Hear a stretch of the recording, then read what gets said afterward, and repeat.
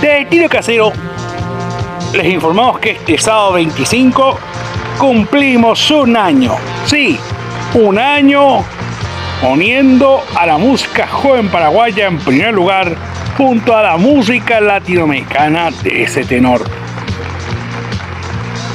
Nuestro programa comenzó siguiendo la pista a Rojo, Fama contra Fama en su primera y segunda etapa en Paraguay.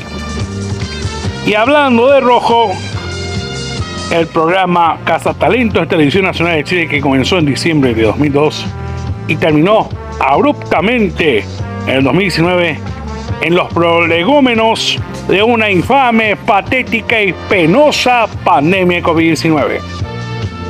Y ojalá vuelva en una nueva época Rojo en Televisión Nacional de Chile. Además, tenemos todos los detalles, los lanzamientos, nuestra cobertura especial desde el Estudio 1 del Asunciónico y, por supuesto, ¿quién se lleva el número uno esta semana?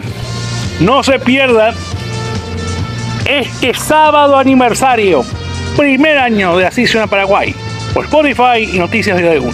Les esperamos.